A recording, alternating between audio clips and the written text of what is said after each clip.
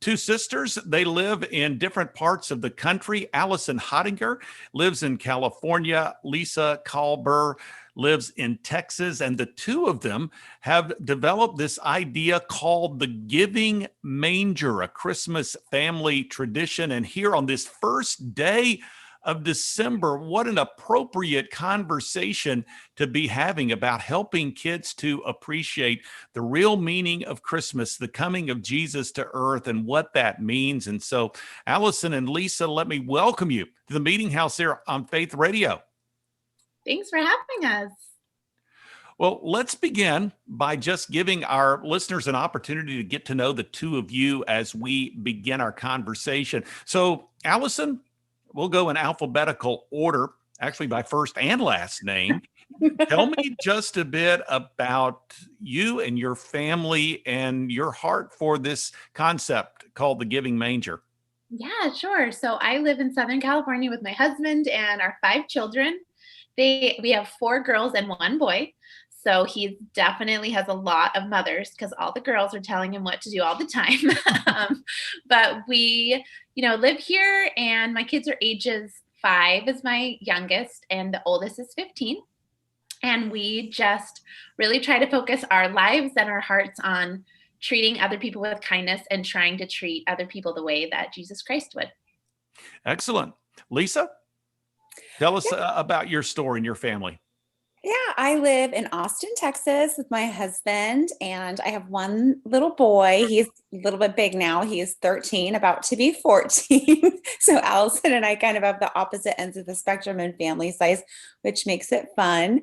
And we really just love that outdoors here. We love spending time with friends and family. And the Giving Manger has just been like the most amazing experience for us. It has allowed us to take, what we love to do in our home, like Allison said, to really try to focus on that example that Christ gave us and try to live it every day, and to be able to share it with people and have people love it so much has just been fantastic. Well, let's talk specifically about the idea for the Giving Manger. Now, if I'm doing my calculations here at home, both of you have teenagers in the house. So how long ago, Allison, did the two of you develop the Giving Manger, and well, how did that happen?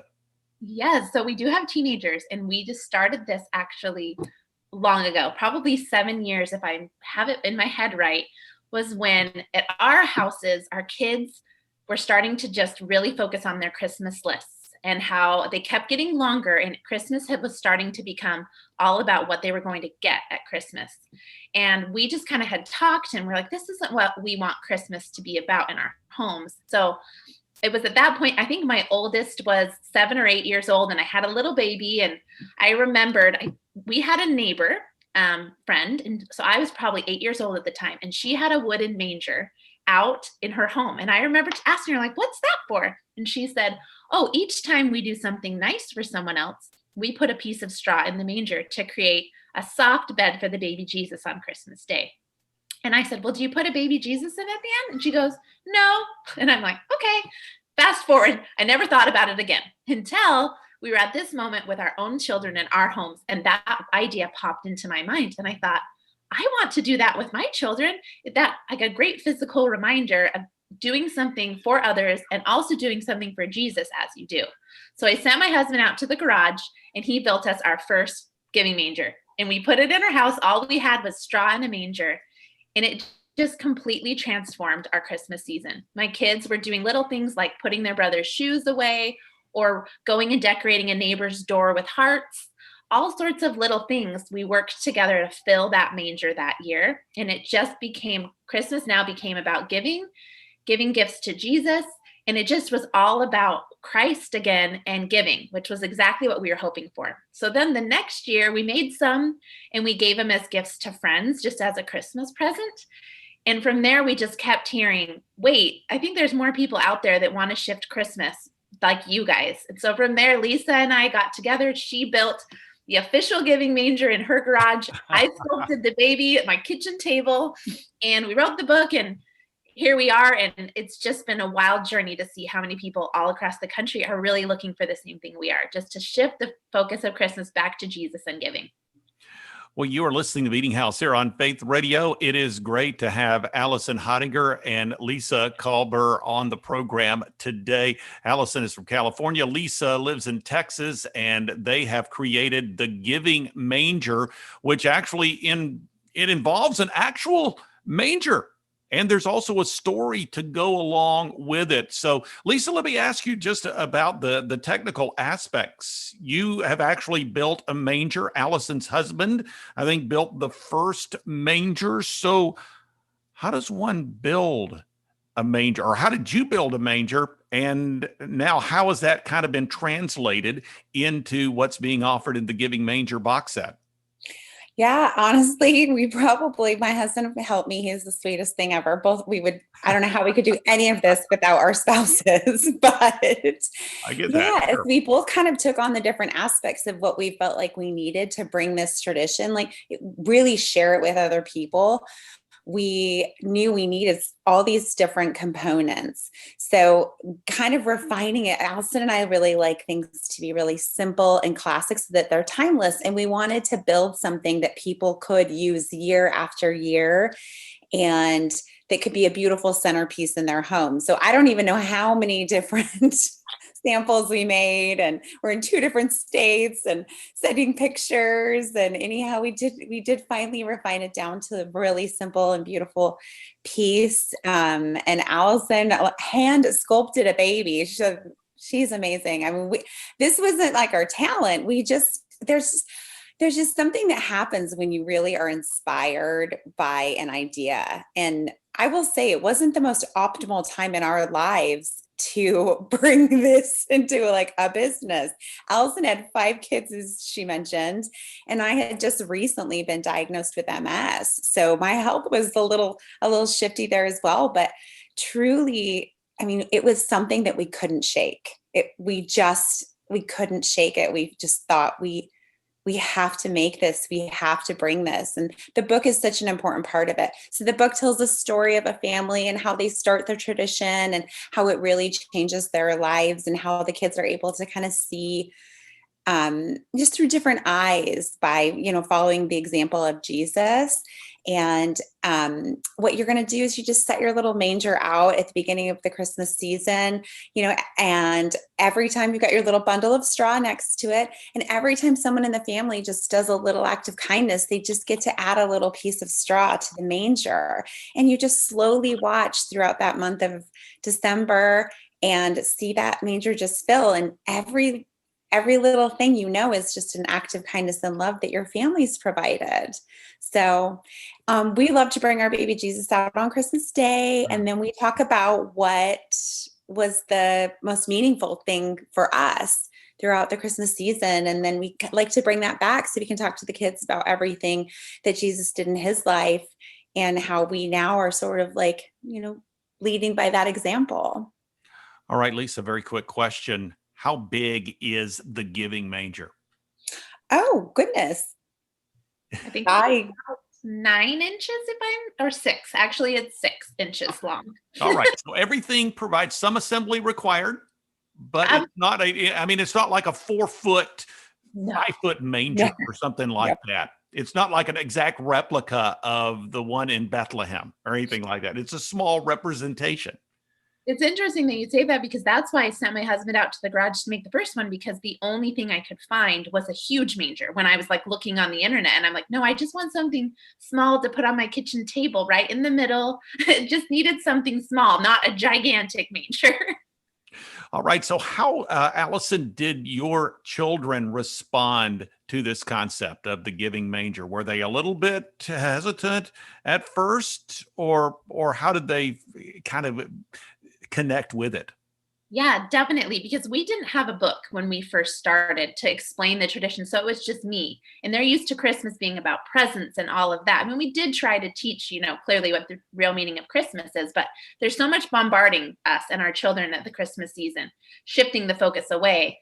So at first they were not super excited, honestly, but even the story, how the children in the story get excited, it is that their mom goes and does something nice for them. And the mom's the first person to put a piece of straw in the manger when she does one of the children's chores. And so that's how it worked in our home too. When they saw us do something for them and how that made them feel, that's when they're like, oh, now I want to go do something else for someone else. So it's kind of like this chain reaction where as you see their face light up and you see the joy they feel as soon as someone does something kind for them. Lisa, how did things go at your house? Honestly, kind of similar to what Allison said. The thing that I've loved to see is like the transition through time where now my son says to me, Mom, that was really nice of you for doing that for me. You should put a piece of straw in the manger. Or Dad, that thank you so much for doing that. Or you did that for Mom. He becomes so cognizant of all these things going on where I feel like, maybe even sometimes when the manger isn't out, it's things that are just expected. But all of a sudden he realizes that it's a kindness, it's a gesture, it's a giving of yourself and your time. And it really just changes the dynamic of our family. And, a lot of things, as your kids do get older, these traditions you have, or some of the magic of Christmas goes a little by the wayside. And so this allows us to keep that magic alive during Christmas, because we can actually magically put a smile on somebody's face by doing something kind for them. And my son always is asking, when are we going to pull out the manger? And he's almost a 14-year-old boy, but it creates this amazing energy in our family that we really try to keep going throughout the year. But it's like we get excited to pull it out even still. Well, there is something very important about Christmas traditions and building those family traditions that really mean something year after year. And even when you have a situation where traditions start as children, as they continue to grow, that becomes really a part of their lives, doesn't it? It does. And we even have older couples that use the Giving Manger, single people that use the Giving Manger. It's really something that anybody at any stage can do and benefit from and really shift their focus of Christmas. Well, you are listening to the Meeting House here on Faith Radio. Allison Hottinger joining us today here on the program, along with her sister, Lisa Kalberer, and they have developed the Giving Manger, and we're talking about how this is being used, how it impacted their respective families. Well, we recognize that at Christmas, God sent his son into the world. Jesus came so that the world might come to know him. He came as a baby. He lived as a man, lived a perfect life, gave his life on a cross, and he has risen from the dead. It's an incredible story. He gave his life, and we honor him by giving to others. And Allison, I'll stay with you for just a moment here. How does the Giving Manger, as you see it, how does it really connect with that story of what Jesus has done for us? And I'll get both of your takes on that particular question. Yeah, for me, it's a direct correlation, because the times that I feel closest to Jesus Christ and feel like I know him the best is when I'm trying to emulate his life. So specifically when I'm trying to love people the way that he did, which I see as the purest form of love. And I think as you do things, acts of service for people, that is a way of giving and showing them love.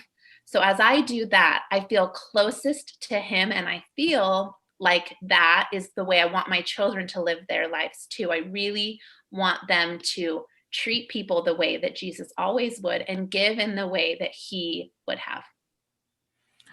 Lisa, how would you respond? I definitely agree absolutely with what Allison said. I think like the biggest thing is that leading by example is the biggest way that you can change people's hearts and open people's hearts, I should say, and create connections. And it's not always the large acts. There's so many small stories of things that Jesus did that just, it was so many small things too that just opened so many people's hearts, and he changed the world as we know it. I mean, he changed everything. And I hope that I can give my son and anybody else who uses the Giving Manger in their home just that same feeling that it's like all of these choices every day. It's all of these things that we can do through this incredible example that we've been given. just to change people's lives and to just truly make the world a better place. All right. As we conclude our conversation, you talk about these acts of kindness that children are doing, and let's personalize it yet again. Allison, share with us perhaps one or two of your favorite acts of giving that you or your children have participated in. I would love to. It's hard for us to narrow it down because there's Sure. so many. There's so many good ones. But a few of my children's personal favorites that we've had in the past few years was, one is the Poinsettia challenge. And we got this idea actually from someone who has the Giving Manger, and they posted about it on social media. And you go and grab a $5 poinsettia from Walmart, and you just go and drop it on people's doorsteps. We love to do it to complete strangers and people we know, and you ring the doorbell and run. And we love to, when we can, sit and behind and watch their reaction as they open their door to someone who thought of them and wanted to brighten their day with this special Christmas flower. So that's one of our favorites. Another one was last year, there was a gentleman named Jack who lost his wife. And he was it was near the holidays, and he was an older gentleman. He was in his 80s. And through the Giving Manger and through all of the people that have it in their home, we were able to send thousands of letters to this one man, flooded his mailbox with letters of love and kindness and sympathy that just really changed his Christmas season. And that was one example to me of, it took all of those people spending minutes writing one simple letter, and that to us changed a man's life. And we're doing the same thing now. We're encouraging all of the people that have the Giving Manger in their homes to draw cards, write letters, and either mail them to us or drop them off at your local nursing homes, because there are so many elderly people now that this Christmas is so sad for them when they can't be connected with their families. So those are things that touch my heart, and I know it touches the hearts of every person that receives one of those letters. Lisa, what have you observed or participated in that you would rate to be one or two of your favorites? Oh gosh, well, probably one of my favorites is when we were headed to the airport to travel for the holidays, and my son was like, "Mom, we've got these boxes of candy canes. Let's take them and give them out at the airport." So we get to the airport, and he starts handing them out to the workers. And in my mind, I'm like, "Oh, I thought we were going to hand them out to the kids there." No, he starts handing them out to everybody at the Delta desk and all the security. And these people literally just like, I mean, they were just absolutely amazed that somebody noticed them, because during the travel season, they're just, you know, someone that's getting yelled at or whatever. Well, yes. They've to be acknowledged. And so that was his intent. To me, I thought we were giving them out to kids. His entire intent was to give them out to the workers, which is just so sweet. I mean, just that extra step of thoughtfulness that's like a little bit deeper, to appreciate the people that are like sacrificing and not spending time with their families so we could travel. That one meant a lot to me. And then we do love the little ones, the tiny challenges, like open the door holding the door for everybody you see, or smiling at everybody you see today. The little ones like that mean a lot too. Oh, we go to at the grocery store, we go return carts for people. Just little things like that. It's like, it creates this really connected moment as a family, and it gives you an opportunity for a conversation later. All right. Last two questions here. Allison, what comes in the Giving Manger box set? Yeah, so it includes a story that you read first. It gets everyone excited to do the tradition and explains it. And then next, you have a wooden manger that you place somewhere really central in your home, really visible spot. Then after that, it comes with a bundle of straw. And each time you do an act of service, you put a piece of straw in. And then we created a baby Jesus that we put in at the end. Our favorite moment is on Christmas Day, coming together and placing the baby Jesus in the manger that we filled with service and love this year. Awesome. And Lisa, how can people connect with you? How can they find you online? Absolutely. You can go to our website, which is thegivingmanger.com, or you can follow us on Instagram, and that's at The Giving Manger, or Facebook. And we love, if you want to join our mailing list, we send out tons of ideas of fun ways that you can be giving as a family, just to keep people inspired. And we like to try to do that throughout the year. So. Well, it has been awesome to talk with the two of you. Thank you for how you're allowing God to use you through the Giving Manger. Allison Hottinger, joining us, as well as Lisa Kalberer, and again, the creators of the Giving Manger. Lisa, Allison, thank you so much for spending some time with us today here on the Meeting House on Faith Radio. It's been a blast. Thank you so much. Thank you. you.